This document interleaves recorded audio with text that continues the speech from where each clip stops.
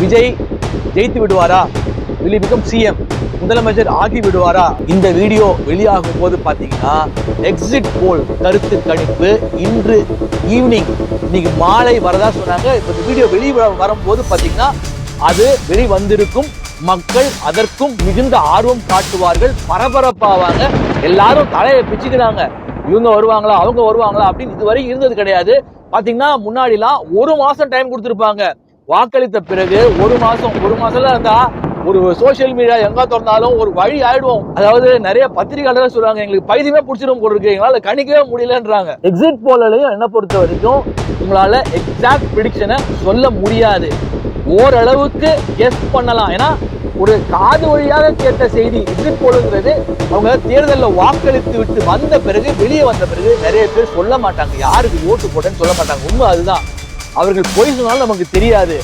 ஓட்டு எண்ணும் போதுதான் நமக்கு நிதர்சனமான உண்மை தெரியும். அதனால எக்ஸிட் போலையும் நம்மளால முழுவதாக 100% இல்ல 80% நம்ப முடியாது. இப்பதான் முக்கியமா சொல்ல போறேன் என்னன்னா, எவ்வளவு ஓட்டு ஜெயிக்க போறாங்க, திமுக எவ்வளவு ஜெயிக்க போறாங்க, அதிமுக எவ்வளவு ஜெயிக்க போறாங்க, டிவிக்கு எவ்வளவு ஜெயிப்பாங்க, யார் ஆட்சி அமைக்க போறாருன்னு ரொம்ப சுவாரஸ்யமான தகவலை சொல்றேன். இதை நீங்க பாருங்க, வேடிக்கை பாருங்க. எலெக்ஷன் போது என்ன நடக்குதுன்னு மட்டும் வேடிக்கை பாருங்க. என்னுடைய கணிப்பை பாருங்க. நான் என்ன சொன்னேன் எடுத்து பாருங்க. 2026ஆம் ஆண்டு total media will be on ஃபயர்னு பேசியிருப்பேன். எப்படி total media will be on fire? இப்போ ஃபயரா இல்லையா? எல்லா மீடியாவும் பரபரக்குது. நான் என்ன சொல்லிருப்பேன், கண்டென்ட்டுக்கு பஞ்சமே இருக்காது. யூடியூபர்ஸ்க்கும் சரி சேனலுக்கும் சரி கண்டென்ட்டுக்கு பஞ்சமே இருக்காது. இன்னும் இருக்குது, இன்னும் நிறைய இருக்குது. அதே மாதிரி என்ன சொல்லிருப்பேன், there will be a revolutionary change in cinema and politics னு சொல்லிருப்பேன். புரட்சிகரமான யாருமே நம்பத்தகாத மாற்றங்கள் சினிமாவிலும் அரசியலிலும் நடைபெறும்னு சொல்லிருப்பேன். அது விரைவில் நடைபெறும். சோசியல் மீடியா இன்றைக்கு மிகப்பெரிய கை கொடுத்திருக்கிறது டிவிகே விஜய். இந்த அளவுக்கு அவருக்கு பாப்புலாரிட்டி கிடைக்கிறதுக்கு. அதாவது விஜயகாந்த் வந்த சமயத்துல பாத்தீங்கன்னா அன்றைக்கு இந்த சோசியல் மீடியாலாம் கிடையாது. தொலைக்காட்சிகள் மட்டுமே, ஒரு சன் டிவி இல்ல ஜெயா டிவி இது மாதிரி ஒரு தொலைக்காட்சிகளை தான் நம்ம பார்க்க முடியும் தவிர மற்றபடி எந்த ஒரு ஊடகமும் கிடையாது. ஆனால் அன்றைக்கு அவருக்கும் கூட்டம் வந்தது. இன்னைக்கு டிவிகே விஜய் வந்து பாத்தீங்கன்னா ஆதவ அர்ஜுனா மிக முக்கியமான காரணம்னு சொல்லலாம். சோசியல் மீடியாவுக்குன்னே தனியா கான்சென்ட்ரேட் பண்ணி விர்ச்சுவல் வேரியர்ஸ் அப்புறம் ஃபயருங்கிற யூடியூப் சேனல் இந்த மாதிரி வந்து அவர்கள் சரியாக சோசியல் மீடியாவை பயன்படுத்தி கொண்டார்கள். இன்னொரு தரப்பு பேசுறாங்க, என்ன பேசுறாங்கன்னா, ரஜினிகாந்த் வந்திருந்தா கூட இந்த பேச்சு இருந்திருக்கும் அப்படின்னு. இல்ல, கிடையாதுங்க. இந்த அளவுக்கு விஜய்க்கு இருக்கிற மாதிரி இவ்வளவு டாக் இருந்திருக்காது. ஏன்றத நான் போக போக வீடியோல சொல்றேன். ஆன்டி இன்கம்பன்சி என்ன இல்லவே இல்லை அப்படின்னு திமுக பத்திரிகையாளர்கள் பேசுவாங்க.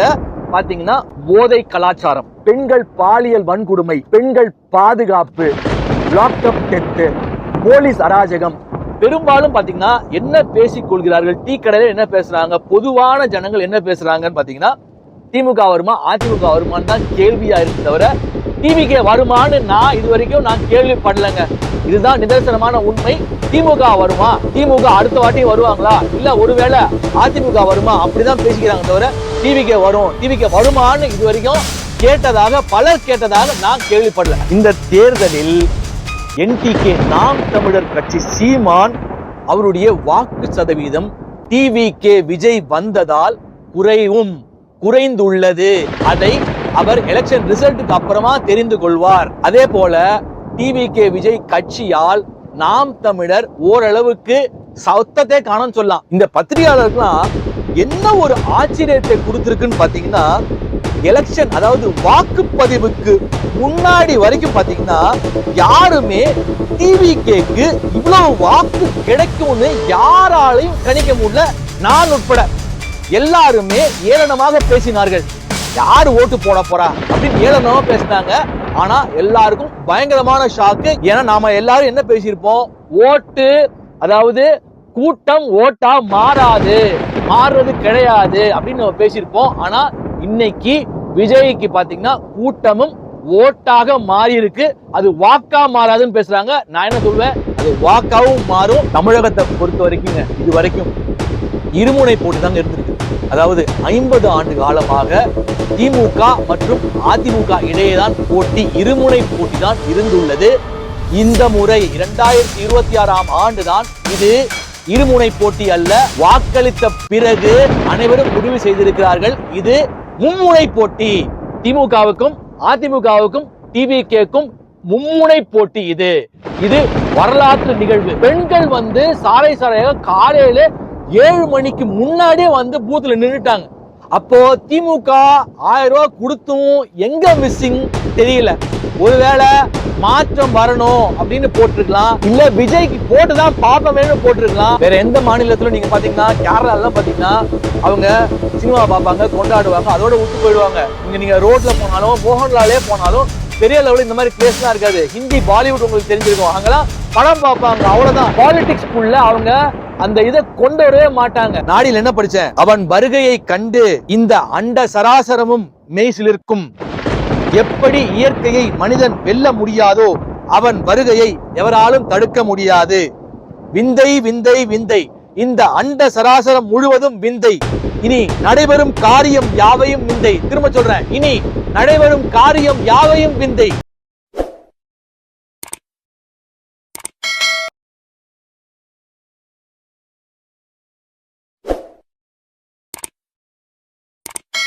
எல்லோருக்கும் வணக்கம். எல்லாம் வல்ல இறைவனுக்கு நன்றி. நான் உங்கள் ஜோதிட ஞானி ஏஎல் சூர்யா.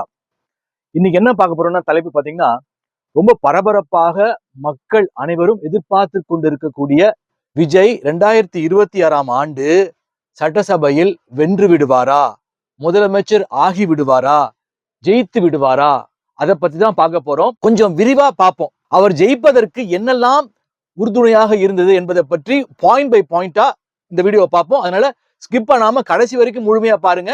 முதல் காரணி என்னன்னு பாத்தீங்கன்னா, சோசியல் மீடியா இன்றைக்கு மிகப்பெரிய கை கொடுத்திருக்கிறது டிவிகே விஜய். இந்த அளவுக்கு அவருக்கு பாப்புலாரிட்டி கிடைக்கிறதுக்கு. அதாவது விஜயகாந்த் வந்த சமயத்துல பாத்தீங்கன்னா, அன்றைக்கு இந்த சோசியல் மீடியாலாம் கிடையாது. தொலைக்காட்சிகள் மட்டுமே, ஒரு சன் டிவி இல்ல ஜெயா டிவி இது மாதிரி ஒரு தொலைக்காட்சிகளை தான் நம்ம பார்க்க முடியும் தவிர மற்றபடி எந்த ஒரு ஊடகமும் கிடையாது. ஆனால் அன்றைக்கு அவருக்கும் கூட்டம் வந்தது. இன்னைக்கு டிவிகே விஜய் பாத்தீங்கன்னா, ஆதவ அர்ஜுனா மிக முக்கியமான காரணம்னு சொல்லலாம். சோசியல் மீடியாக்குன்னு தனியா கான்சென்ட்ரேட் பண்ணி விர்ச்சுவல் வாரியர்ஸ், அப்புறம் ஃபயருங்கிற யூடியூப் சேனல், இந்த மாதிரி அவர்கள் சரியாக சோசியல் மீடியாவை பயன்படுத்தி கொண்டார்கள். அதுவும் மிக முக்கியமான ஒரு காரணம். இன்று விஜய் இவ்வளவு பாப்புலரா இருக்கிறதுக்கும், மற்றபடி இவ்வளவு ஓட்டுக்கள் விழுந்ததற்கும், மற்றும் பாத்தீங்கன்னா இன்னைக்கு எல்லாரும் நான் விஜய்க்கு ஓட்டு போட்டுட்டேன்னு சொல்றாங்க பாருங்க, அதுவுமே மிக முக்கியமான காரணம். அதனால பத்திரிகையாளர்ல இருந்து எல்லாருமே குழப்பத்துல இருக்காங்க. ஒருவேளை விஜய் முதலமைச்சர் ஆகிடுவாரா, சொல்ற மாதிரியே 150 சீட்டு ஜெயிச்சிருவாரா அப்படின்னு பார்ப்போம். அடுத்ததை பார்ப்போம். பிரபலமான நடிகர்கள் கமலஹாசன், விஜயகாந்த் மற்றும் ரஜினிகாந்த் எல்லாம் கட்சி தொடங்கிய போது, இப்ப ரஜினிகாந்த் கட்சி தொடங்கினார், அதற்கு பின்வாங்கி விட்டார். அவர்களுக்கும் இதே மாதிரிதான் அலை இருந்துச்சு அப்படின்னு பத்திரிகையாளர்கள் பேசுறாங்க. நான் அதை ஒத்துக்கவே மாட்டேன். கமலஹாசனுக்கு கட்சி மக்கள் நீதி மையம் தொடங்கிய போது பாத்தீங்கன்னா, கமலஹாசன் ஜெயித்து விடுவார் அப்படின்னு எலெக்ஷன்ல அப்படின்னு ஒரு டாக், இன்னைக்கு talk of the town TVK Vijay. எந்த மீடியாவை தொடங்க, எந்த தம்ப்நெயில பாருங்க விஜய். ஆனால் விஜயகாந்துக்கு அன்னைக்கு சோசியல் மீடியா இல்ல. பட் கமலஹாசன் வந்த போது பாத்தீங்கன்னா இவ்வளவு பேரலை இல்லை. அலைகடலன மக்கள் திரள்வார்கள் அப்படின்னா இல்ல, அந்த அளவுக்கு இல்ல. விஜய்க்கு தான் இவ்வளவு அலைகடலன மக்கள் எள்ளு போட்டா தெரியாதுன்ற மாதிரி ஏகப்பட்ட கூட்டம், தானாக கூடிய கூட்டம், காசு கொடுத்து கூட்டிட்டு வராத கூட்டம். இன்னொரு தரப்பு பேசுறாங்க. என்ன பேசுறாங்கன்னா, ரஜினிகாந்த் வந்திருந்தா கூட இந்த பேச்சு இருந்திருக்கும் அப்படின்னு. இல்ல, கிடையாதுங்க. இந்த அளவுக்கு விஜய்க்கு இருக்கிற மாதிரி இவ்வளவு டாக் இருந்திருக்காது. ஏன்றத நான் போக போக வீடியோல சொல்றேன். அப்போ விஜயகாந்துக்கு கூட்டம் வந்தது, ஓட்டாக மாறியது. ஆனால் இந்த அளவுக்கு இவர் விஜயகாந்த் 8% 10% எடுத்திருந்தாருன்னா, விஜய் கிட்டத்தட்ட 3 மடங்கு அதிகமாக வாக்குகளை பெறுவார்னு பேசிக் கொள்கிறார்கள். இப்ப பத்திரிகையாளர் ஒருத்தர் பார்த்தேன். அவர் என்ன கேட்கிறாரு, எல்லாரும் 10ல 8 பேரு விஜய்க்கு தான் ஓட்டு போட்டேன்னு நீங்க சொல்றீங்க. நீங்க எல்லாம் யார்கிட்ட கேட்டிருப்பீங்க? உங்க வீட்டுல வேலை செய்யறவங்கள்ட்ட கேட்டிருப்பீங்க, உங்க உறவினர்கள்ட்ட கேட்டிருப்பீங்க, உங்க நண்பர்கள்ட்ட கேட்டிருப்பீங்க. அவங்கள்ட்ட கேட்டா அவங்க அப்படிதான் சொல்லுவாங்க அப்படின்னு அவர் சொல்றாரு. நான் கேக்குறேன், யார்கிட்ட கேட்போம்? நமக்கு தெரிஞ்சவங்கள்ட்ட கேட்போம், வீட்டுல வேலை செய்யறவங்கள்ட்ட கேட்போம், நண்பர்கள்ட்ட ஃப்ரெண்ட்ஸ்ட போன் பண்ணி கேட்போம், மற்றும் உற்றார் உறவினர்கிட்ட கேட்போம். அதை விட்டுட்டு நம்ம என்ன சர்வேவா எடுக்கிறோம், போய் ரோடா போய் கேட்கறதுக்கு நீ யாருக்கு ஓட்டு போட்டேன்னு. அப்ப பாத்தீங்கன்னா வந்த தகவலை வைத்து ஒரு மக்களும் முடிவு செய்கிறார்கள். அப்ப பாத்தீங்கன்னா 10ல 8 பேர் இல்ல 7 பேர் விஜய்க்கு ஓட்டு போட்டேன் அப்படின்ற ஒரு பேச்சு பரவலா அடிபடுது. அடுத்தது பாத்தீங்கன்னா இந்த முறை 85% வாக்குப்பதிவு நடைபெற்றிருக்கின்றது. அதற்கு எஸ்ஐஆரும் ஒரு காரணம். மற்றும் பாத்தீங்கன்னா இந்த முறை 30 லட்சம் புதிய வாக்காளர்கள் வாக்களித்திருக்கிறார்கள். அப்போ அந்த 30 லட்சத்துல புதிய வாக்காளர்கள்ல பாத்தீங்கன்னா கிட்டத்தட்ட ஒரு 15 லட்சம் ஓட்டு விஜய்க்கு போயிருக்கலாம்னு ஒரு கணக்கா எடுத்துக்கலாம். இன்னொரு காரணம் பாத்தீங்கன்னா திமுக மேல இருந்த ஆன்டி இன்கம்பன்சி, அதாவது ஒரு சாரார் பாத்தீங்கன்னா இப்போ திமுக போடுவாங்க, அவங்க திமுக பெல்ட்டாவே இருக்க மாட்டாங்க, திமுக போடுவாங்க, யார் நல்லா நமக்கு செய்வா ஃபேவரா இருப்பா அப்படின்னு சொல்லிட்டு பாப்பாங்க. ஒருவேளை திமுக ஆட்சி பண்ணி இருந்து அவங்களுக்கு பிடிக்கலன்னா என்ன பண்ணுவாங்க, ஆன்டி இன்கம்பன்சில அடுத்த முறை அதிமுக போடுவாங்க. அதே மாதிரி அதிமுக ஆட்சியில் இருக்கும் போது அவர்களுக்கு பிடிக்கவில்லை என்றால் ஒரு சாரார் திமுக போடுவாங்க, மாத்தி மாத்தி போடுவாங்க. ஆனா இந்த முறை என்ன ஆயிருக்குன்னு பாத்தீங்கன்னா ஆன்டி இன்கம்பன்சி ஓட்டு அதிமுகவுக்கும் விழுந்திருக்கு, அதை நாம் ஒற்றுக்கொள்ள வேண்டும். அதே வேளையில டிவிகேக்கும் விழுந்திருக்கு. ஆன்டி இன்கம்பன்சி என்ன இல்லவே இல்லை அப்படின்னு திமுக பத்திரிகையாளர்கள் பேசுவாங்க. பாத்தீங்கன்னா போதை கலாச்சாரம், பெண்கள் பாலியல் வன்கொடுமை, பெண்கள் பாதுகாப்பு, லாக்அப் டெத், போலீஸ் அராஜகம். ஒரு உதாரணம் சொல்லணும்னா போலீஸ் அராஜகத்துக்கு நான் ஒரு மீடியா துறையை சேர்ந்தவங்க, ஓகேங்களா, நான் டேட் போட்டு எழுதி வச்சிருக்கிறேன். எப்படி இந்த திமுக போலீஸ் அராஜகம் சொல்றேன்ல, ஸ்மித் ரோடு உங்களுக்கு சென்னையில இருக்கிறவங்களுக்கு தெரியும், மவுண்ட் ரோட்ல பாத்தீங்கன்னா ஸ்பென்சர் பிளாசாவுக்கு ஆப்போசிட்ல ஸ்மித் ரோடுன்னு ஒரு ரோடு இருக்கு. நான் சுமார் 1 ஆண்டுகளுக்கு முன்னாடியோ இல்ல ஒரு 1.25 ஆண்டுகளுக்கு முன்னாடியோ டேட் என் டைரியில எழுதி வச்சிருக்கிறேன். ஏன்னா சப்போஸ் நம்ம சொல்லி இல்லைன்ட்டாங்கன்னா சிசிடிவி ஃபுட்டேஜ் இருக்கும்ல.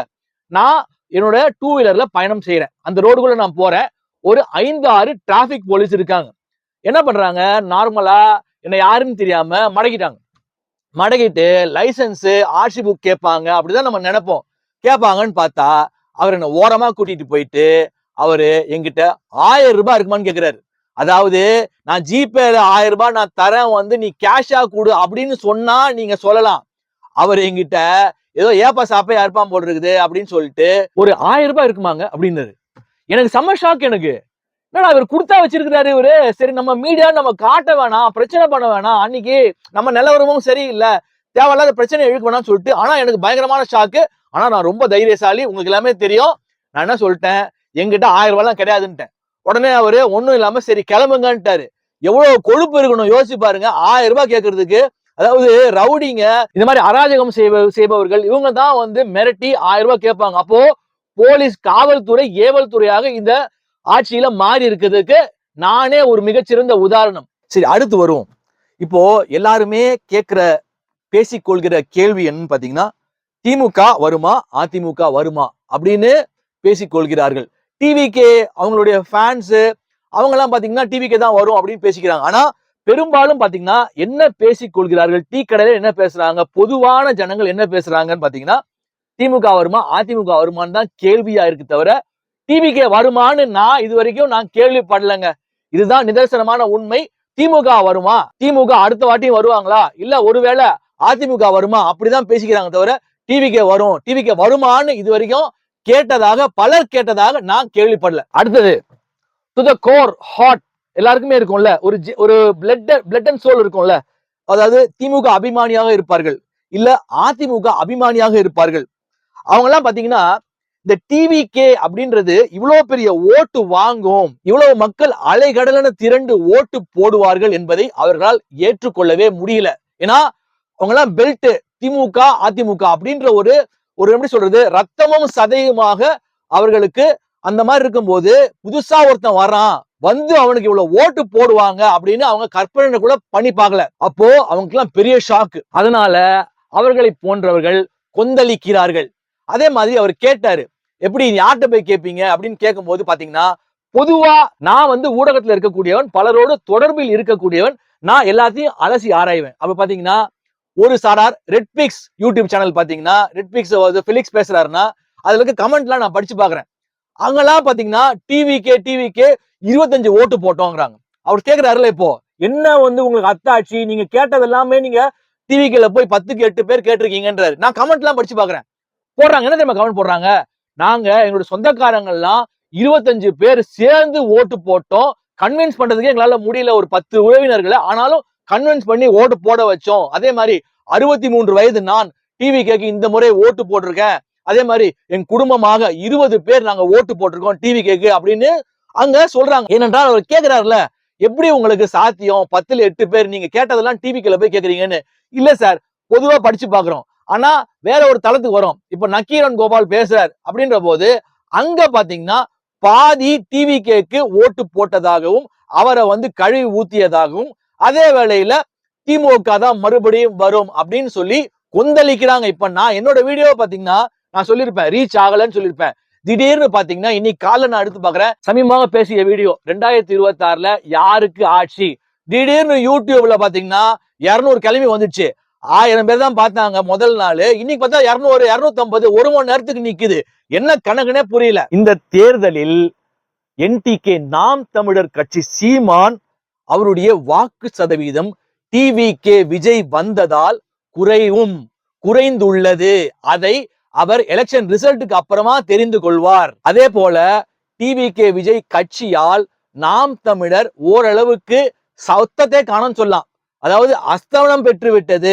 பெரிய அளவுல போர்ஸ்ஃபுல்லா இல்ல. ஆனால் அதே வேளையில காரைக்குடியில பாத்தீங்கன்னா பெரிய ஒரு எப்படி சொல்றது பயங்கர டக் ஆஃப் வாரா இருக்கும்.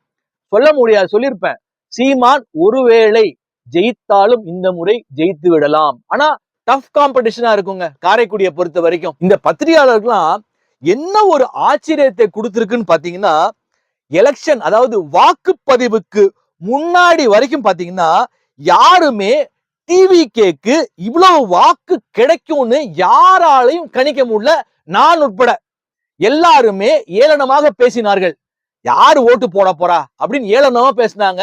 ஆனா எல்லாருக்கும் பயங்கரமான ஷாக்கு. ஏன்னா நாம எல்லாரும் என்ன பேசியிருப்போம், ஓட்டு அதாவது கூட்டம் ஓட்டா மாறுறது கிடையாது அப்படின்னு நம்ம பேசியிருப்போம். ஆனா இன்னைக்கு விஜய்க்கு பாத்தீங்கன்னா கூட்டமும் ஓட்டாக மாறி இருக்கு. அது வாக்கா மாறாதுன்னு பேசுறாங்க. நான் என்ன சொல்வேன், அது வாக்காவும் மாறும். இந்த வீடியோல யாருமே எந்த ஜோதிடரும் சொல்லாத ஒரு கணிப்பை நான் சொல்லுவேன்.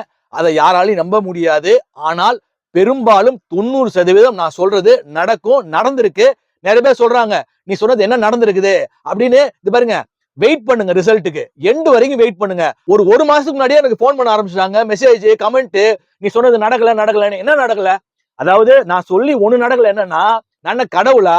அதாவது அவரு களத்துக்கே வரமாட்டாருன்னு சொல்லியிருப்பேன். அது ஒரு தெய்வீக செயல்பாடு. ஏன்னா நாம முன்கூட்டியே எல்லாத்தையும் தெரிஞ்சு போச்சுன்னா நாம பேச மாட்டோம். அப்ப பேசுன சரி நடந்துருச்சு, களத்துக்கு வந்துட்டாரு, கடைசி வரையும் பாருங்க என்ன நடக்க போகுதுன்னு சொல்ல போறேன். அதே வேளையில பாத்தீங்கன்னா டிவிகேக்கு ஓட்டு போட்டவங்க, அதாவது தெரிஞ்சோ தெரியாமலோ இல்ல சிலர் சொல்றாங்க அவங்க வந்து பரப்புறாங்க, வேணும்னே பரப்புறாங்க அப்படின்னு சொல்றாங்க. அதாவது டிவிகேக்கு ஓட்டு போட்டோம்னா நாங்க ஓட்டு போட்டோம் அப்படின்னு அவர்கள் ஊடகத்தில் சோசியல் மீடியால பரப்புறாங்க. அதே வேளையில திமுகவுக்கோ அதிமுகவுக்கோ ஓட்டு போட்டவங்க பாத்தீங்கன்னா சத்தமே இல்லாம ஓட்டு போட்டாங்க, அமைதியா இருக்கிறாங்க, வேடிக்கை பாக்குறாங்க. இதுதான் நிதர்சனமான உண்மை. அதாவது சைலண்டா இருக்கிறாங்க, அதுக்குன்னு சைலண்டா இருக்கிறாங்க, அவங்களுக்கு ஓட்டே உழலன்னு சொல்ல முடியாது. என்ன வேணா ஆச்சரியம் நடக்கலாம். ஒருவேளை சத்தமே இல்லாம ஜெயிச்சிடலாம். தமிழகத்தை பொறுத்த வரைக்குங்க இது வரைக்கும் இருமுனை போட்டி தாங்க இருந்திருக்குது. அதாவது 50 ஆண்டு காலமாக திமுக மற்றும் அதிமுக இடையேதான் போட்டி, இருமுனை போட்டி தான் இருந்துள்ளது. இந்த முறை 2026ஆம் ஆண்டுதான் இது இருமுனை போட்டி அல்ல. வாக்களித்த பிறகு அனைவரும் முடிவு செய்திருக்கிறார்கள் இது மும்முனை போட்டி. திமுகவுக்கும் அதிமுகவுக்கும் டிவிகேக்கும் மும்முனை போட்டி. இது வரலாற்று நிகழ்வு. இப்ப பாத்தீங்கன்னா அவரு ஆஸ்தான ஜோதிடர் ராதன் பண்டித் நினைக்கிறேன், விஜயோட ராதன் பண்டித் தான் ஆஸ்தான ஜோதிடர். அவர் சொல்றதன் பேர்ல தான் அவர் வந்து எல்லாம் செயல்படுவாருன்னு சொல்றாங்க. இப்போ திருச்செந்தூருக்கு போயிருக்காரு. சமீபமா நேத்து வந்து திருச்செந்தூர் முருகனை போய் தரிசனம் செஞ்சிருக்கிறார். அவர் பிறப்பில் ஒரு கிறிஸ்துவர் என்பது நாம் அனைவருக்கும் தெரியும். அவர் சொன்னதுனால போனாரு, சூரசம்ஹாரத்தில் கலந்து கொண்டார், வேலை எடுத்துக்கிட்டு வந்தாரு. எல்லாமே ஜோதிடரோட இன்ஸ்ட்ரக்ஷனா இருக்கும். எதிரிகளை வதம் செய்வதற்காக வெற்றி பெறுவதற்காக அவர் போயிருக்காரு. ஓகே, அது வந்து அவருடைய தனிப்பட்ட விஷயம். இப்போ நான் என்ன சொல்றேன், எல்லா ஜோதிடர்கள் மாதிரி நான் வந்து ஸ்டாலின் அவர்களுக்கு அஷ்டமத்தில் சனி நடக்குது, அதனால அவர் வெற்றி பெற மாட்டாரு, தசாபுத்தி இந்த தசாபுத்தி நடக்குது அப்படிங்கிற ஒரு பேட்டர்னுக்கு நான் வரமாட்டேன். எப்பயுமே நான் இன்ட்யூஷன் பேஸ்ல தான் நான் சொல்லுவேன். அத மாதிரிதான் நான் ஃபாலோ பண்ணுவேன். என்னுடைய முறை சற்று இவர்களை விடுத்து வேறு முறையில் தான் நான் கணிப்பேன். இந்த வீடியோ வெளியாகும் போது பாத்தீங்கன்னா எக்ஸிட் போல் கருத்து கணிப்பு இன்று ஈவினிங், இன்னைக்கு மாலை வரதா சொன்னாங்க. இப்ப இந்த வீடியோ வெளியே வரும்போது பாத்தீங்கன்னா அது வெளி வந்திருக்கும். மக்கள் அதற்கும் மிகுந்த ஆர்வம் காட்டுவார்கள், பரபரப்பாவாங்க. எல்லாரும் தலையை பிச்சுக்கிறாங்க. இவங்க வருவாங்களா அவங்க வருவாங்களா அப்படின்னு இதுவரை இருந்தது கிடையாது. பாத்தீங்கன்னா முன்னாடி எல்லாம் 1 மாசம் டைம் கொடுத்திருப்பாங்க. வாக்களித்த பிறகு 1 மாசம்ல இருந்தா ஒரு சோசியல் மீடியா எங்க திறந்தாலும் ஒரு வழி ஆயிடுவோம். அதாவது நிறைய பத்திரிகையாளர் சொல்றாங்க, எங்களுக்கு பைத்தியமே பிடிச்சிடும் போல இருக்கு, எங்களால கணிக்கவே முடியலன்றாங்க. எக்ஸிட் போலலையும் என்ன பொறுத்த வரைக்கும் உங்களால எக்ஸாக்ட் ப்ரெடிக்ஷனை சொல்ல முடியாது. ஓரளவுக்கு கெஸ் பண்ணலாம். ஏன்னா ஒரு காது வழியாக கேட்ட செய்தி எக்ஸிட் போலுங்கிறது அவங்க தேர்தலில் வாக்களித்து விட்டு வந்த பிறகு வெளியே வந்த பிறகு நிறைய பேர் சொல்ல மாட்டாங்க, யாருக்கு ஓட்டு போட்டேன்னு சொல்ல மாட்டாங்க. உண்மை அதுதான். அவர்கள் பொய் சொன்னாலும் நமக்கு தெரியாது. ஓட்டு எண்ணும் போதுதான் நமக்கு நிதர்சனமான உண்மை தெரியும். அதனால எக்ஸிட் போல நம்மளால முழுவதாக 100% இல்ல 80% நம்ப முடியாது. இப்ப பாத்தீங்கன்னா மூத்த வழக்கறிஞரா இல்லை நீதிபதியா அவர்களும் தெரியல. அவர் ஒரு அட்வைஸ் கொடுத்திருக்கிறார். என்னன்னா, வாக்கு எண்ணும் நாள் என்று எல்லாவற்றிற்கும் பெண்கள் மற்றும் இளைஞர்கள் இளைஞிகள் தயாரான மனநிலையை வைத்துக் கொள்ளுங்கள். ஏன்னா ரிசல்ட் எப்படி வேணா வரலாம். ஏன்னா விஜய் மேல பைத்தியமா இருக்கிறவங்க, விஜயோட கிரேஸ்ல இருக்கிறவங்க எல்லாம் அதை தாங்கிக் கொள்ள முடியாது. அவர் தோத்து போயிட்டாரு, இல்ல கட்சியில பெரிய அளவுல சீட்டு வாங்கல அப்படின்ற பட்சத்துல ஏதாவது விபரீதமான முடிவுகளை எடுத்துடக்கூடாதுன்னு மனோநிலையை, தைரியமான மனோநிலையை வைத்துக் கொள்ள சொல்றாரு. அதாவது நியூட்ரலா இருங்க, இவங்க ஜெயிச்சா என்ன அவங்க ஜெயிச்சா என்ன, ஓகே இட்ஸ் a கேம் அப்படின்ற மாதிரி மனங்களை தயார் பண்ண சொல்றார். அதாவது மக்களுடைய மனோநிலையை சமமாக வைத்துக் கொள்ள சொல்றார். நல்ல விஷயம். நான் என்ன சொல்லியிருப்பேன், என்னுடைய பதிவை எடுத்து பாருங்க. நான் சொன்னது நடக்கல, நீ இனிமே வாயை துறக்காது அப்படிலாம் சொல்றீங்களே, நான் என்ன சொன்னேன் எடுத்து பாருங்க. 2026ஆம் ஆண்டு total media will be on ஃபயர்னு பேசியிருப்பேன். எப்படி total media will be on fire. இப்போ ஃபயரா இல்லையா? எல்லா மீடியாவும் பரபரக்குது. நான் என்ன சொல்லிருப்பேன், கண்டென்ட்டுக்கு பஞ்சமே இருக்காது. யூடியூபர்ஸ்க்கும் சரி சேனலுக்கும் சரி கண்டென்ட்டுக்கு பஞ்சமே இருக்காது. இன்னும் இருக்குது, இன்னும் நிறைய இருக்குது. அதே மாதிரி என்ன சொல்லிருப்பேன், there will be a revolutionary change in cinema and politics சொல்லிருப்பேன். புரட்சிகரமான யாருமே நம்பத்தகாத மாற்றங்கள் சினிமாவிலும் அரசியலிலும் நடைபெறும் சொல்லியிருப்பேன். அது விரைவில் நடைபெறும். அதே மாதிரி டிஜிபி ரவி அவர்கள் ரிட்டையர்டு, அவர் பாத்தீங்கன்னா ட்வீட் போட்டிருக்காரு. என்ன ட்வீட் போட்டிருக்காருன்னா, அவர் பல தேர்தலை பார்த்திருப்பாரு. ஒரு அரசாங்கத்தில் ஒரு காவல்துறையில் இருக்கக்கூடிய ஒரு அதிகாரியா இருக்கிறவரு. அவர் என்ன சொல்றாருன்னா, இந்த முறை கிட்டத்தட்ட 2 மணி நேரம் இல்ல 1 மணி நேரம், சில பூத்ல 45 நிமிடம் கூட மக்கள் ஆர்வத்துடன் காத்திருந்து ஓட்டளித்திருக்கிறார்கள். இதுவும் ஒரு வரலாற்று நிகழ்வு. இதுவரைக்கும் நடந்தது கிடையாது. பூத்து காலியா இருக்கும். இப்ப பாத்தீங்கன்னா 6 மணிக்கு மேல டோக்கன், 6 மணிக்குள்ள 5:50க்குலாம் டோக்கன் வாங்கி 6 மணிக்கு பிறகு வெயிட் பண்ணிலாம் போட்டிருக்காங்க. அப்ப இதுல இருந்து என்ன தெரியுதுன்னா, மக்கள் ஒரு புதிய மாற்றத்திற்காக வாக்களித்திருக்கிறார்கள், ஒரு ஆர்வத்துடன் வாக்களித்திருக்கிறார்கள். பாத்தீங்கன்னா பத்திரிகையாளர் உமாபதி அவரோட வீடியோலாம் நான் பார்ப்பேன். ஒரு கொஞ்சம் ரொம்ப ஒரு ஆழமா பேசுவார். அப்போ அவரு டிவிக்கே ஜெயிக்கவே மாட்டாங்க, அவரு அவர் போட்டியே போட மாட்டாரு, வரவே மாட்டாருன்னு பயங்கரமா ஒரு டீஸ் பண்ணி பேசியிருப்பார். இப்போ அவராலலாம் இந்த ஒரு வெற்றியை, அதாவது அவருக்கு சுமார் 1 கோடிக்கு மேல ஓட்டு கிடைக்கும்ன்றாங்க. ஒரு சதவீதம் பாத்தீங்கன்னா 20ங்கிறாங்க, சில பேர் 30ங்கிறாங்க. நான் வாக்கு எவ்வளவு வாங்குவாங்க முதற்கொண்டு நான் சொல்லிடுறேன் இந்த வீடியோல. அவரெல்லாம் ஏத்துக்கொள்ளவே முடியல, அவருடைய முகமே இல்லைன்னு சொல்லலாம். அவரெல்லாம் கொந்தளிக்கிறார். அவர் என்ன சொல்றாருன்னா, அதை என்னால் ஏற்றுக்கொள்ள முடியாது. சோசியல் மீடியாவை முதல்ல கண்ட்ரோல் பண்ணணும். இந்த ஆட்சியாளர்கள் அதை கோட்டை விட்டுட்டாங்க. இந்த சோசியல் மீடியாவால தான் இவ்வளவு தூரம் டிவிகே விஜய் வளர்ந்துட்டாரு, ஓட்டு போட்டுட்டாங்க அப்படின்னு இந்த தற்குறி கூட்டம், அதாவது இந்த தற்குறி கூட்டம் அப்படின்னு அவர் பேசியிருப்பாரு. இவங்கெல்லாம் தற்குறி தத்தி அப்படின்னு பேசியிருப்பாரு. இந்த தற்குறி கூட்டத்துக்கு இவ்வளவு ஓட்டு விழுந்திருக்கு அப்படின்னு அவரால அதை ஜீரணிக்க முடியவில்லை. அவர் மட்டும் இல்ல, பலரால் ஜீரணிக்க முடியவில்லை. அதுதான் நிதர்சனமான உண்மை. பல பேர் வெளிப்படையா பத்திரிகையாளர்லாம் என்ன பேசிக்கிறாங்கன்னா, இந்த முட்டாளுக்கு போய் இவ்வளோ பேர் ஓட்டு போட்டிருக்காங்களே அப்படின்னு கொதிக்கிறாங்க, கொந்தளிக்கிறாங்க. சோசியல் மீடியாவை கட்டுப்படுத்திட்டா நீங்களும் சோசியல் மீடியாவில தான் இன்னைக்கு ரொம்ப பிரபலமா இருக்கீங்க. இந்த சோசியல் மீடியா தான் பலருக்கும் இன்று வாய்ப்பளித்திருக்கிறது, ஜீவாதாரம், வாழ்வாதாரத்தை ஏற்படுத்தி இருக்கின்றது. அதை முடக்கிவிட்டால் எப்படி? இதுல பாத்தீங்கன்னா இந்த வேளையில காங்கிரஸ்ல பாத்தீங்கன்னா கிரீஷ் சோடங்கர் உங்களுக்கு தெரிஞ்சிருக்கும். அவர் என்ன சொல்றாருன்னு கேட்டீங்கன்னா, இனி காங்கிரஸ் நடுநிலை வகிக்காது. இப்பவே யார் ஆட்சியை பிடிப்பா, எவ்வளவு சீட்டு மெஜாரிட்டி கிடைக்குமா அப்படின்னு திமுக தலை சுத்திக்கிட்டு இருக்காங்க. அந்த சமயத்துல இவர் அணுகுண்ட தூக்கி வீசுறாரு. இனிமேல் எங்களுக்கு ஆட்சியில பங்கு வேண்டும்ங்கிறார். என்ன ஆக போகுதுன்னு தெரியல.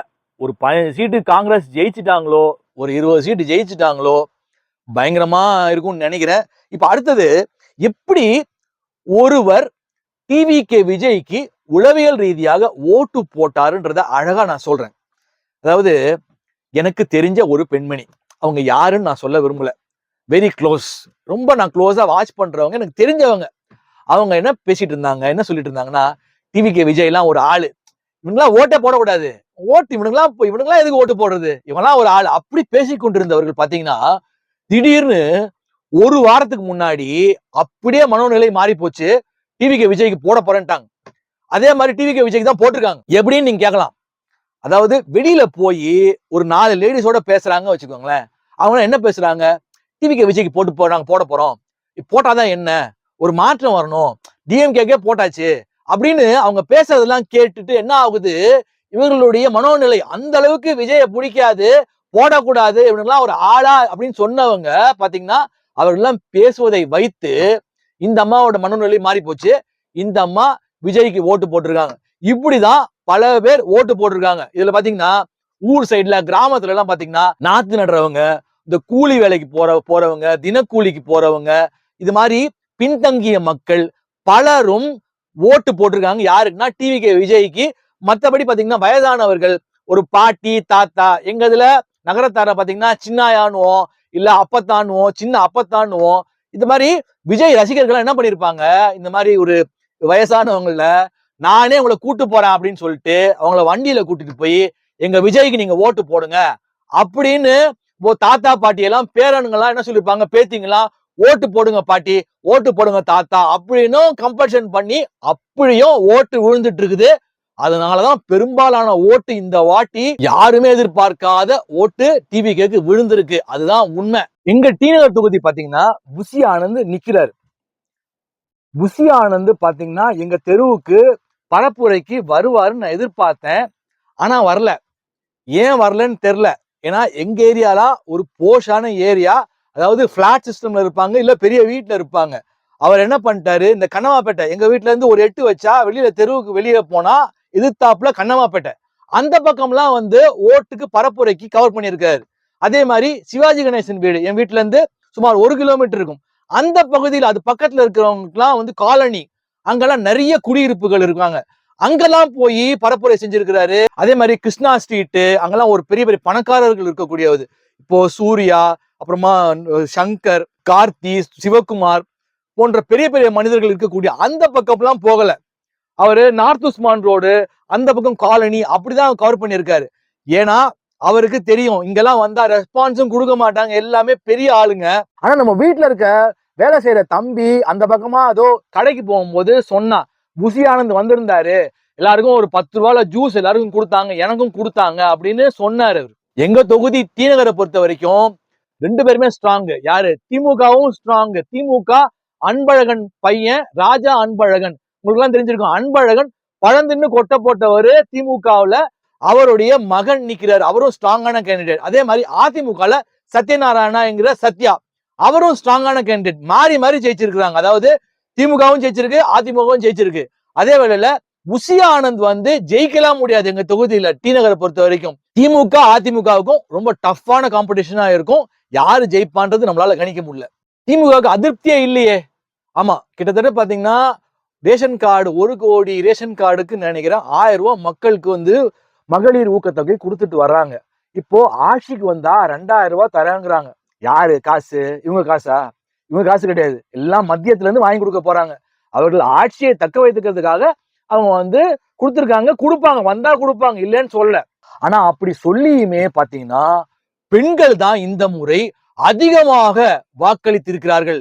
அதோட ரெக்கார்டு என்னன்னு பாத்தீங்கன்னா இந்த முறை காலையில 7 மணில இருந்து 9 மணிக்குள்ள இதுவரைக்கும் நடக்காத விஷயம் 20% வாக்கு பதிவாயிருக்குங்க.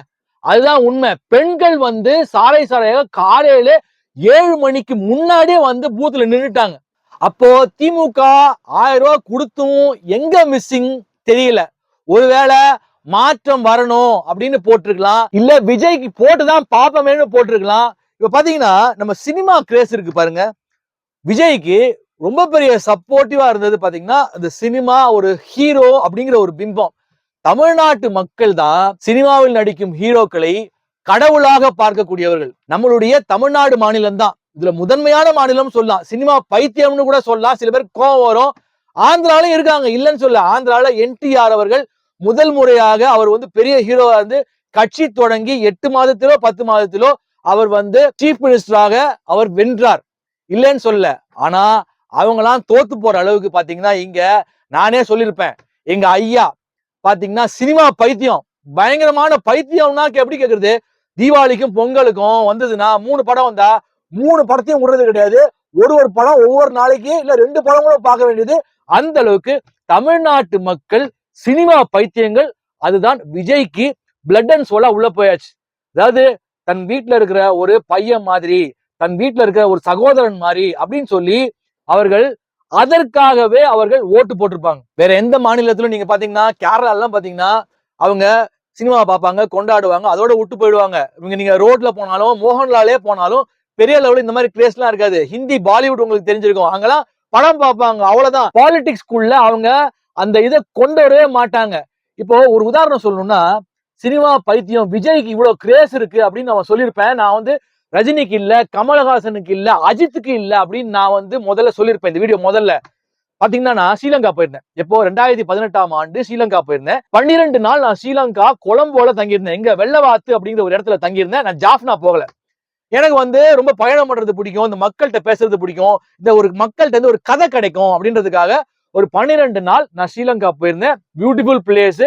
அங்க போய் நான் என்ன பண்ணுவேன்னு கேட்டீங்கன்னா, பக்கத்துல நான் தங்கியிருந்த ஹோட்டலுக்கு பக்கத்துல புட்டுக்கடை, அங்கெல்லாம் புட்டுக்கடை ரொம்ப ஃபேமஸ். மார்னிங் பிரேக்ஃபாஸ்ட் ரிஷி ஃபுட்ஸ்னு ஒண்ணு இருக்கும். புட்டுக்கடைன்னு அந்த கடை பக்கத்துல சின்ன கடையா தான் இருக்கும். அந்த கடைக்கு நான் வந்து போவேன். போனோன்னு நல்லா பேசுவாங்க.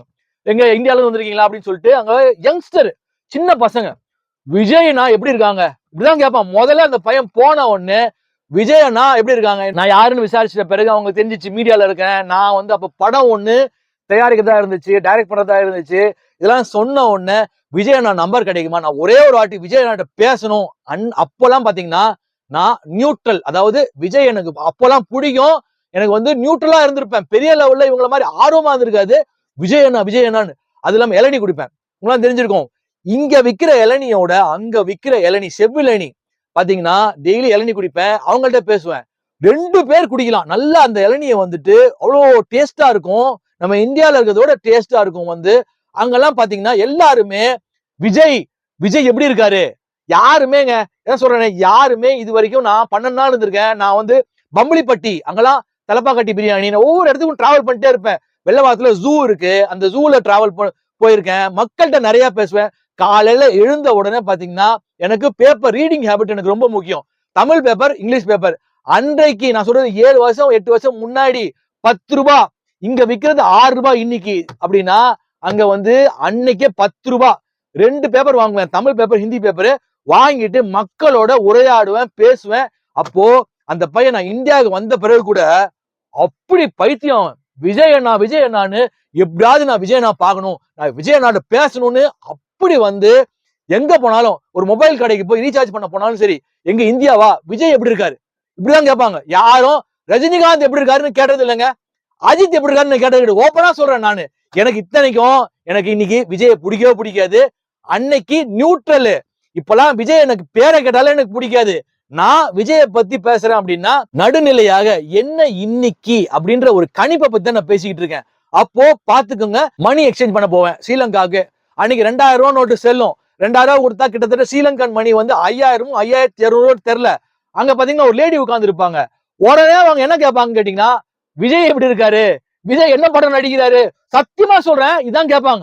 அப்போ விஜய்க்கு எது எப்படியோ சசயோகம்னு அஸ்ட்ராலஜில ஜோதிடத்துல சனி ஒருவனுக்கு ஆட்சி பெற்றிருந்தாலோ உச்சம் பெற்றிருந்தாலோ இல்ல ஒரு வேற கணக்கு இருக்கு, அது சசயோகம்.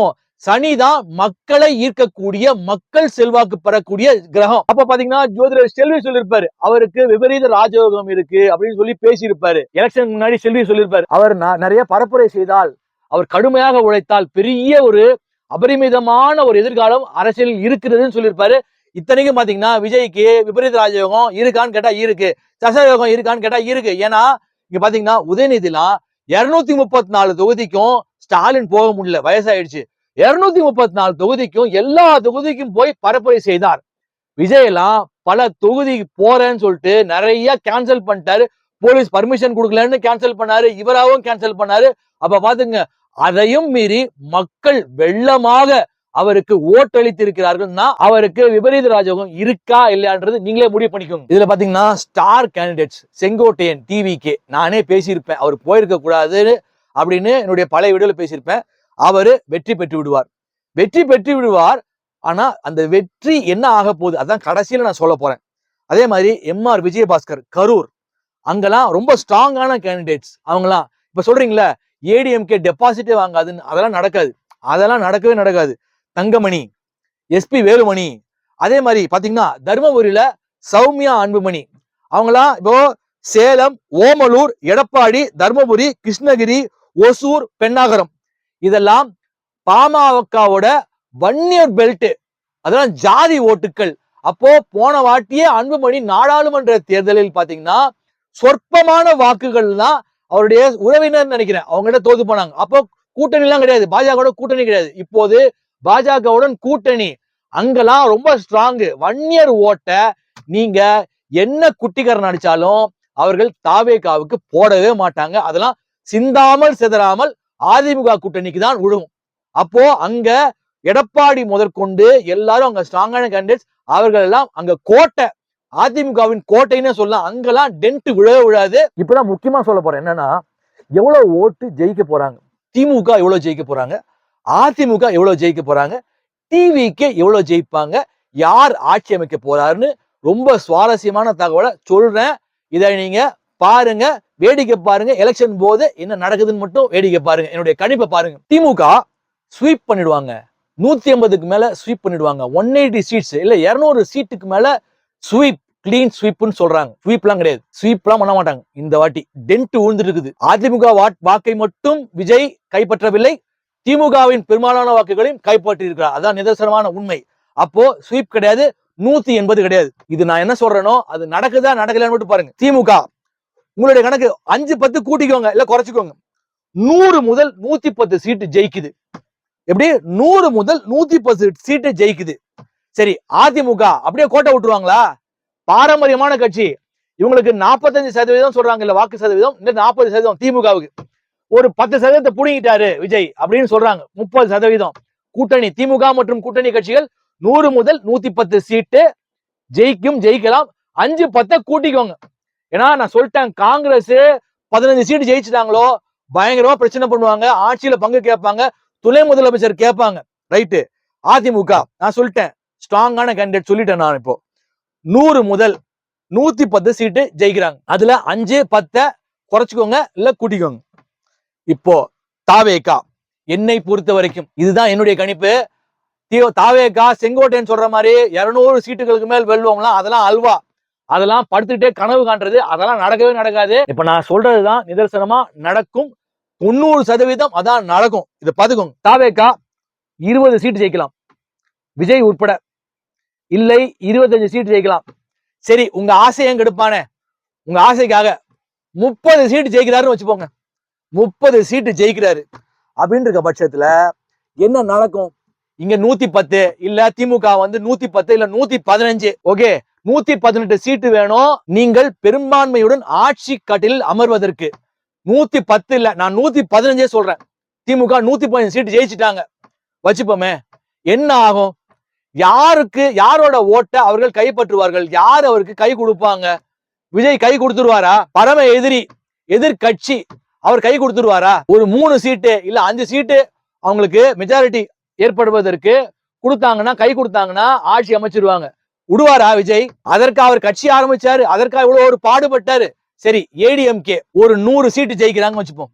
உங்க ஆசைக்கு ஒரு 100 சீட்டு ஜெயிக்கிறாங்க. அவர்கள் இங்க வந்து ஒரு 25 சீட்டு ஜெயிச்சிட்டாரு. யாரு? விஜய் ஜெயிச்சிட்டாரு. இல்ல 30 சீட்டு ஜெயிச்சிட்டாரு. 100ன்றது ஓகே, 100 சீட்டுக்குன்னா 118 வேணும். ஜெயிச்சிட்டாரு விஜய். என்னை பொறுத்த வரைக்கும் ஏடிஎம்கேக்கும் அவரு சப்போர்ட்டிவா போக மாட்டாருன்னு. இப்ப எல்லாம் பேசுறாங்க பி டீம், பிஜேபி பாஜகவோட பி டீம் தான் வந்து விஜய்னு பேசுறாங்க. எந்த அடிப்படையில இவர்கள்லாம் எப்படி கற்பனை கோட்டையை கட்டி விடுகிறார்கள் எனக்கு புரியல. எப்படி பேசுறாங்கன்னு எனக்கு தெரியல. பி டீம்ங்கிறாங்க. அப்போ அவரு ஏடிஎம்கேக்கு 20 சீட்டு ஜெயிக்கிற பட்சத்துல அவரு அங்க மெஜாரிட்டி வர்றதுக்கு அங்க போய் ஜாயின் பண்ணுவாரா? என்ன பொறுத்த வரைக்கும் அவர் ஜாயின் பண்ணாருன்னா பயங்கரமான குளறுபடி காத்துக்கிட்டு இருக்கும். ஆதவ அர்ஜுனாவை பத்தி நீங்க கேட்கவே தேவையில்ல. நாளொரு மேனியும் பொழுதொரு வனமும் பிரச்சனையை கிளறி கொண்டே இருப்பார். சும்மாவே இருக்க விட மாட்டாரு. அப்போ கலேபரம் ஆகும். எப்படியும் கலேபரம் தான் ஆக போகுது. மே 4 அன்று எப்படியும் ஏதோ ஒரு விஷயம். ஏன்னு பாத்தீங்கன்னா துறைமுகம் பகுதியை சேர்ந்த வாக்காளர் பாத்தீங்கன்னா தாவேகாவுடைய அப்பாவோட நண்பர் சினோரா அசோக் பாத்தீங்கன்னா இன்னைக்கு கமிஷன் ஆபீஸ்ல கம்ப்ளைண்ட் கொடுத்துட்டா சொல்றாரு. அவருக்கு உயிருக்கு அச்சுறுத்தல் இருப்பதாகவும் மிரட்டுவதாகவும் அவர் வீட்டை நோட்டமிடுவதாகவும் சொல்றாரு. அப்போ திமுக பாத்தீங்கன்னா ஆல்ரெடி இப்போ அப்செட் தான். சத்தத்தே காணோம். முதல்ல எல்லாம் குதிச்சுக்கிட்டு இருந்தாங்க, பயங்கரமா ஜெயிக்க போறோம் அப்படி இப்படின்னு குதிச்சுட்டு இருந்தாங்க. இப்போ ஹிந்து என்றாம்லாம் இப்ப வரைக்கும் முட்டு கொடுத்துட்டு தான் இருக்காரு. ஆனா விரைவில் தெரிஞ்சிடும். அப்போ அங்க மெஜாரிட்டி கொடுப்பாரா அப்படின்னா கொடுக்க மாட்டாரு. அப்படியே கொடுத்தாலும் ஏடிஎம்கே அத மாதிரி ஒரு விஷயத்துக்கு உள்ள போகக்கூடாது. கடைசியில என்ன ஆகும் கேட்டீங்கன்னா இது தொங்கலில் விடப்படும். என்னை பொறுத்த வரைக்கும் பாத்தீங்கன்னா அவரு ஜெயிக்க மாட்டாரு. 4 சீட்டு ஜெயிப்பாரு, 5 சீட்டு ஜெயிப்பாரு, இல்ல 1 சீட்டு கூட ஜெயிக்க மாட்டாரு, 1 சீட்டு ஜெயிப்பாரு. என்னை பொறுத்த வரைக்கும் மெஜாரிட்டியா ஜெயிச்சிருவாரு. ஆனா ஒண்ணு நீங்க சொல்ற மாதிரி 30% அதெல்லாம் நான் பேச மாட்டேன். 20 சீட்டு ஜெயிக்கலாம், இல்ல 18 சீட்டு ஜெயிக்கலாம், இல்ல 25, மேக்சிமம் சொல்லிட்டேனே 30 சீட்டு ஜெயிக்கலாம். காங்கிரஸ்ல பாத்தீங்கன்னா செல்வ பெருந்தகை தொகுதி எங்க ஸ்ரீபெரும்புதூர்ல கிட்டத்தட்ட 65,000 வாக்குகள் இந்த முறை சென்ற முறையை விட அதிகமாக வாக்குகள் விழுந்திருக்கு. அப்போ அவரு ஜெயிக்க மாட்டாரு. இதெல்லாம் பதிவு நீங்க பாத்துக்கோங்க. அதே மாதிரி விசிகாவினர் 8 தொகுதி 8லயும் அவர்கள் தோல்வி. அதே மாதிரி பிரேமலதா விஜயகாந்த் 10 தொகுதி 10லும் தோல்வி. விஜயகாந்த் ஓட்டெல்லாம் ஒரு ஓட்டு கூட அவங்க டிஎம்கே கூட்டணிக்கு பிரேமலதாவுக்கு தேமுதிகவுக்கு விழுந்திருக்காது, விழாது. 10லும் தோல்வி. நான் மாத்தி பேசுறேன், 2 பையன். நான் மாத்தி எல்லாம் பேசல, நடக்கிறத வேடிக்கை பாருங்க. நான் சொன்னது எல்லாமே பதிவாகி இருக்கு. Wait for the end result. இப்பவே அவசரப்படாதீங்க, வெயிட் பண்ணி பாருங்க. ஏன்னா இது என்னுடைய வார்த்தை இல்லை, இறைவனுடைய வார்த்தை. அகஸ்தியர் நாடியில வந்ததை நான் படிச்சிருப்பேன். அகஸ்தியர் நாடியில என்ன படிச்சிருப்பேன்? ஒருத்தன் புதுசா வருவான், யாருமே எதிர்பார்க்காத புதிய ஒருத்தன் வருவான். ஆமாங்க, கண்டிப்பா வருவான். விஜயை மீறிய ஒருவர் வருவார். நான் பேசிருப்பேன், ஊரே அலரும். அவன் வருகையால் ஊரே அலரும். ஊர் இல்ல, உலகமே அலரும். அதை மக்கள் பார்க்கத்தான் போகிறீர்கள். நாடில் என்ன படிச்சேன்? அவன் வருகையை கண்டு இந்த அண்ட சராசரமும் மெய்சிலிருக்கும். எப்படி இயற்கையை மனிதன் வெல்ல முடியாதோ அவன் வருகையை எவராலும் தடுக்க முடியாது. விந்தை விந்தை விந்தை, இந்த அண்ட சராசரம் முழுவதும் விந்தை. இனி நடைபெறும் காரியம் யாவையும் விந்தை. திரும்ப சொல்றேன், இனி நடைபெறும் காரியம் யாவையும் விந்தை. இத முழுசா பார்க்கணும்னு நினைக்கிறவங்க அகஸ்தியர் நாடின்னு ஒரு வீடியோ போட்டிருப்பேன், அதை எடுத்து பாத்துக்கோங்க. ஃபைனலா பார்ப்போம். என்னன்னா, விஜய் ஜெயித்து விடுவாரா? will he become CM? முதலமைச்சர் ஆகி விடுவாரா அப்படின்னா no, not at all. He will not become Chief Minister of Tamil Nadu for 2026. இது பதிவு. He will be a great disruptor and he will be a great spoiler of Tamil Nadu 2026 elections. மறுபடியும் சொல்றேன், அவர் he will be a great disruptor and he will be a great spoiler of Tamil Nadu 2026 election. Vijay அரசியலில் வெற்றி பெறுவது போல் வெற்றி பெற்றாலும் அதற்கு பின் மாபெரும் தோல்வி அடைவார். அதாவது அவரு உச்சத்துல இருக்கிறாரு, இப்போ மிகப்பெரிய உச்சத்துல இருக்கிறாரு. கீழே விழுந்தா ஒரு எலும்பு தேராதுன்னு வாங்கல, அப்படித்தான். வெற்றி பெறுவதை போல் கொண்டாடுறாங்க, கையில பிடிக்க முடியல. இப்ப கமெண்ட்ல எல்லாம் என்னெல்லாம் பயங்கரமா வந்து கிழிக்கிறாங்க. நான் பயந்துட்டாங்கிறாங்க, நான் ஜால்ரா தட்டுறாங்கிறாங்க. ஓப்பனா சொல்றேன், நான் எல்லாம் பயப்படுற கேரக்டரே கிடையாது. நான் அதே மாதிரி ஜால்ரா தட்டுற கேரக்டரும் கிடையாது. யாருக்கு? டிவிகே விஜய்க்கு ஜால்ரா தட்டுற கேரக்டரும் கிடையாது. நானு சொம்பு தட்டுறேன், பயம் வந்துடுச்சு அப்படின்னு ஒண்ணும் இல்ல. நான் ஜாலியா வேடிக்கை பாக்குறேன். எப்படி இந்த பத்திரிகையாளர்லாம் கொந்தளிக்கிறாங்க, ஓட்டு வந்துச்சுன்னு கொந்தளிக்கிறாங்களே, நான் கொந்தளிக்கல. நான் ஜாலியா இருக்கேன். நான் இந்த கடவுள் நிகழ்த்தும் விளையாட்டை காட்ஸ் கேம ரொம்ப உன்னிப்பா கவனிக்கிறேன், சுவாரஸ்யமா பாக்குறேன்.